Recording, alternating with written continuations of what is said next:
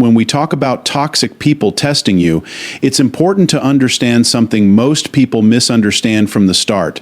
They are not testing you out of curiosity, and they are not doing it unconsciously in the way we usually assume human behavior works. There is a pattern behind it, and that pattern is control. At its core, a toxic person is trying to determine one thing: how much influence they can gain over your emotional state, your decisions, and eventually your identity within the interaction.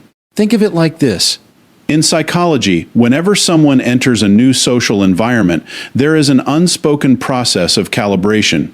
Healthy people calibrate to understand compatibility, respect, and boundaries.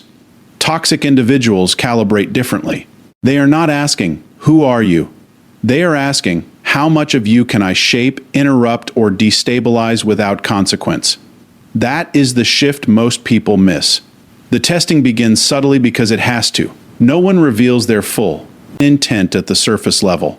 Instead, they introduce small distortions in behavior. A delayed response here, a dismissive tone there, a slightly disrespectful comment framed as a joke. Individually, none of these things feel significant.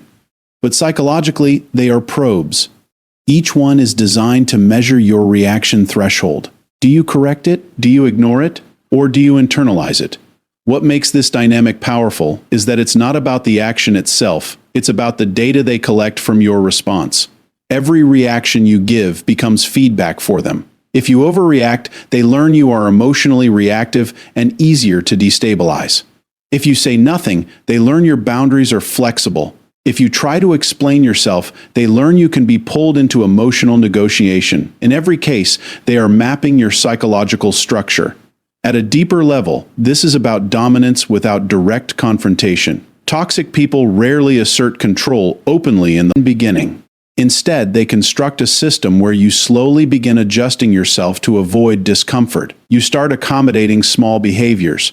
You start tolerating things you normally wouldn't. And over time, what they have really done is shift your internal standard of what is acceptable. This is why the test is not random, it is progressive. It escalates only when it succeeds. If a boundary is not enforced, it weakens.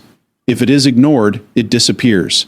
And once they understand your pattern, they no longer need to test as aggressively because they already know the limits of your resistance. So when we say toxic people are testing you, we are really describing a psychological assessment happening in real time, not for understanding you, but for positioning you, not for connection, but for control. And here is the uncomfortable truth most people avoid. Once they understand your emotional blueprint, they don't need to force anything. You begin cooperating with your own weakening boundaries. Because in the end, control is rarely taken by force, it is given through repeated permission you never realized you were granting. The first real test toxic people run is not about disagreement or conflict, it's about emotional access. Before they ever try to control your behavior, they study your emotional entry points. They want to understand how quickly you open up, how deeply you attach, and what kind of validation your nervous system is quietly dependent on. This is where most people misunderstand connection. We tend to think emotional openness is always a strength, but in reality, openness without discernment becomes exposure. Toxic individuals recognize this distinction very early. They are not interested in your story in the way a healthy person is. They are interested in how your story can be used, and that begins with how easily you allow them into your internal world. Watch how this typically unfolds. At the beginning, they create a sense of accelerated familiarity. Conversations feel unusually deep, unusually fast. They may mirror your emotions, agree with your perspectives, or present themselves as unusually understanding. Psychologically, this creates what feels like emotional safety, but it's actually emotional entry. They are not building trust in the traditional sense, they are bypassing the normal pace of trust development. In healthy relationships, emotional access is earned over time through consistency. But in toxic dynamics, it is often rushed because speed reduces scrutiny. The faster someone opens up, the less time they have to evaluate inconsistency. And once emotional access is granted too early, it becomes much harder to retract without discomfort. From there, the testing becomes more precise. They begin observing what you respond to emotionally. Do you seek reassurance quickly? Do you need frequent validation? Do you over-explain your feelings when uncertain? Each of these responses reveals something critical, your emotional pressure points. And once those are identified, they can be subtly activated later when control is needed. What makes this stage so dangerous is that it doesn't feel like manipulation at all. It feels like connection. In fact, the emotional intensity often convinces people they have met someone who finally understands them. But psychologically, intensity is not the same as stability. Intensity is simply speed without structure. The deeper issue is that emotional access creates influence before awareness catches up. Once someone knows what matters to you emotionally, they don't need to force you into decisions. They can influence your state, and your state will influence your choices. That is the real leverage point. So the first test is never about whether they can control you directly. It is about whether they can gain entry into the emotional systems that quietly guide your behavior.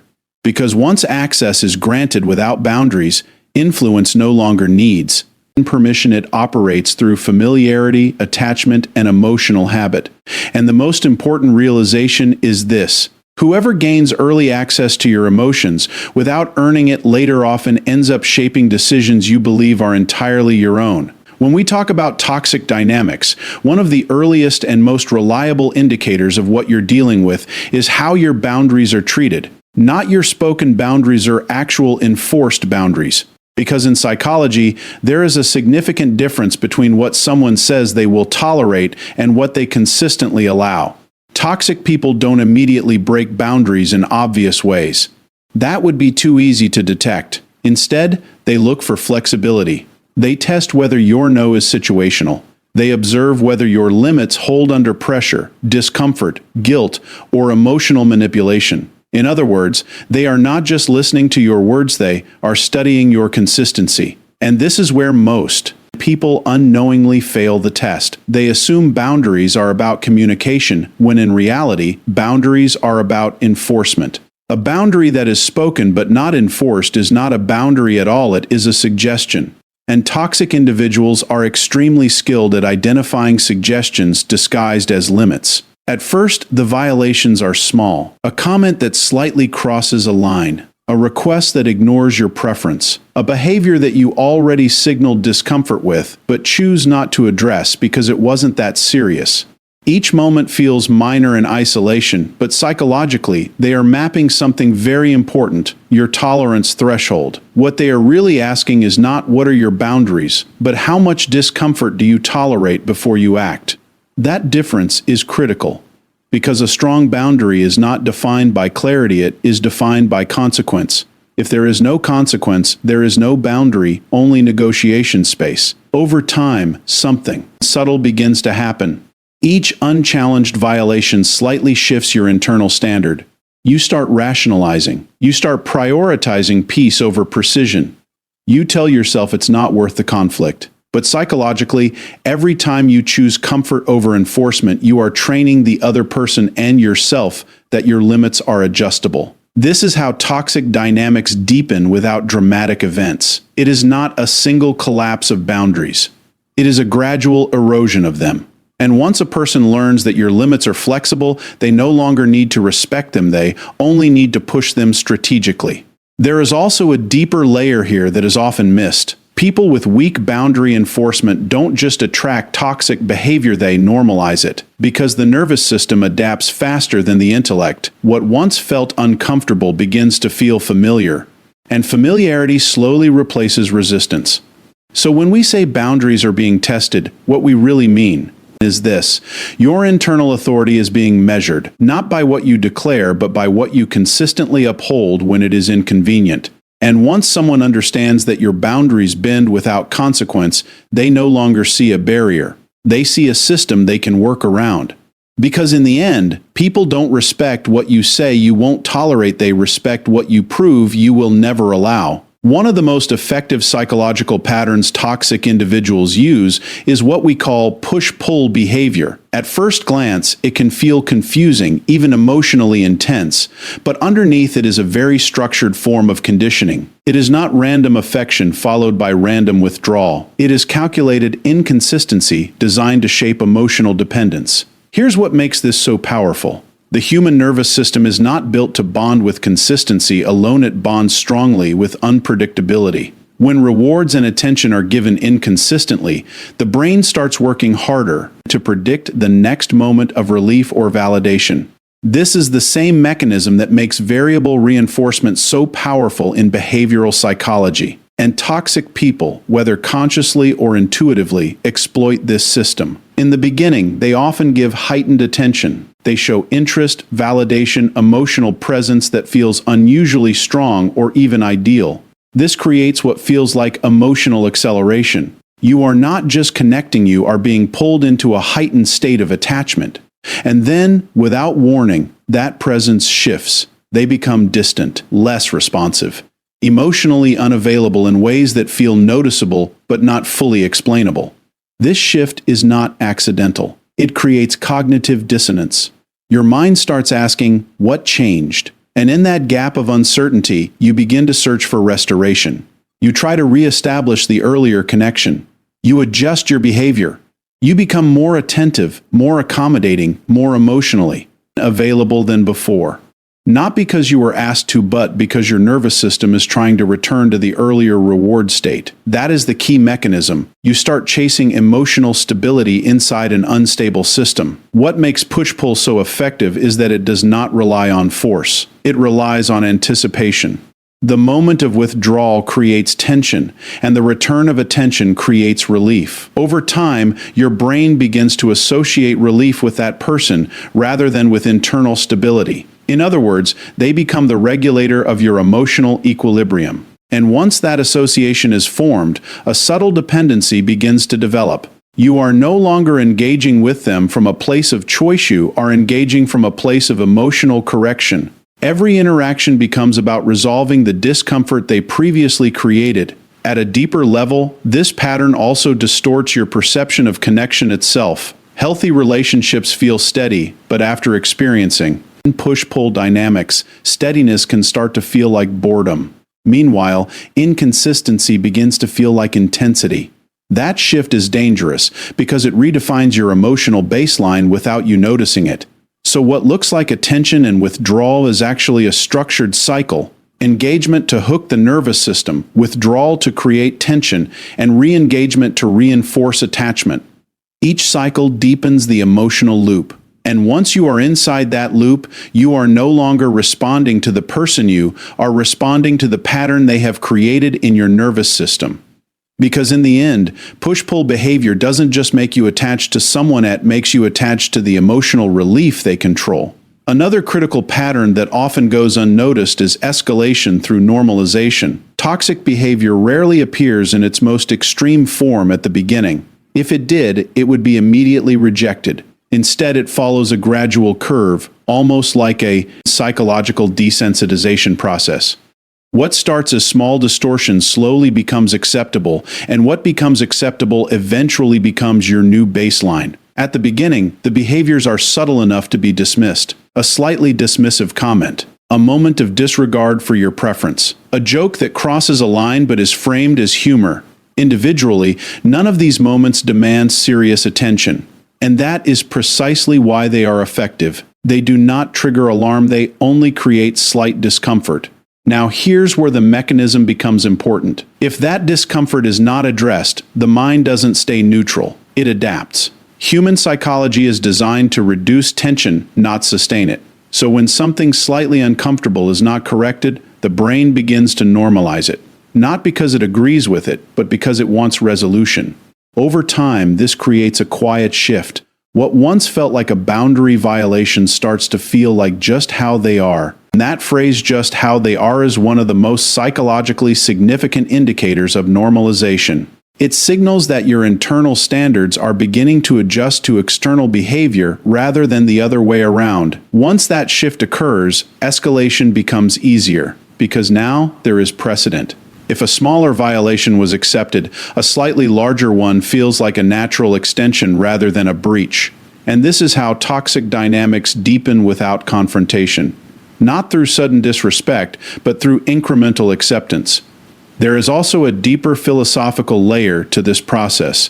People often believe they maintain their standards consciously, but in reality, Standards are maintained behaviorally, not intellectually.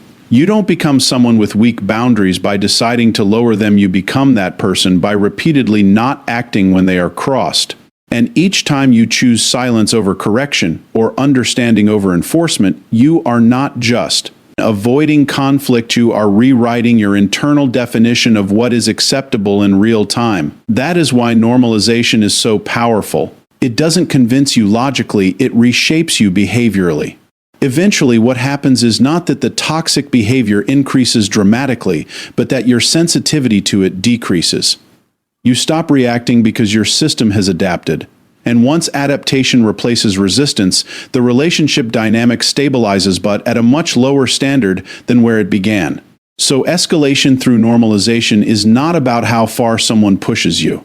It is about how much you allow yourself to adjust without noticing the shift. Because in the end, people don't suddenly end up in situations they never wanted. They gradually accept versions of reality they once would have rejected instantly. At a certain point in understanding toxic dynamics, the focus has to shift away from analysis and toward response. Because once you understand the pattern, the real question is no longer what are they doing, but what state am I operating from while they are doing it? And that is where the concept of becoming unreadable and unshakable begins.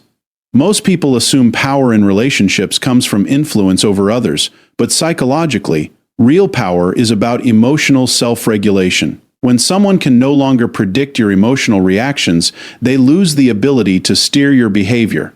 Toxic individuals rely heavily on predictability. They need to know what will trigger you, what will pull you into explanation, and what will make you seek resolution from them. If they can map your emotional responses, they can navigate you. So when we say become unreadable, we are not talking about suppression or emotional numbness. We are talking about removing automatic reactions. Because every automatic reaction is a point of leverage. If you react instantly to disrespect, they learn your trigger. If you over-explain when challenged, they learn your insecurity. If you chase clarity when they withdraw, they learn your dependency pattern. Each reaction becomes information they can use. Unshakability, on the other hand, is about internal stability. It is the ability to remain anchored in your own interpretation of reality, even when someone else is attempting to distort it. Toxic dynamics often rely on emotional disruption, confusion, guilt, urgency, or doubt.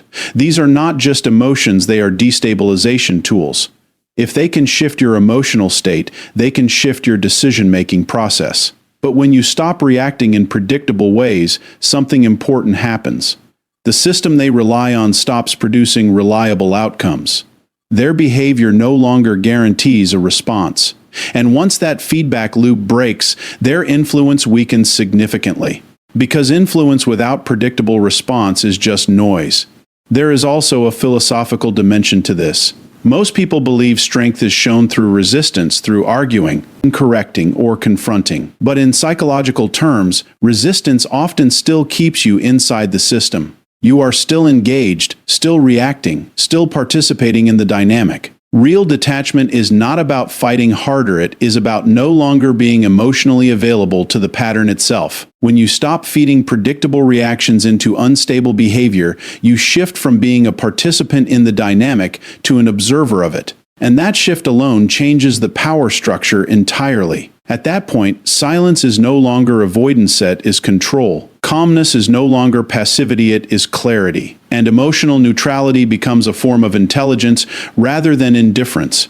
Because in the end, toxic people do not lose power when you understand them. They lose power when you stop performing the emotional responses they depend on to understand you.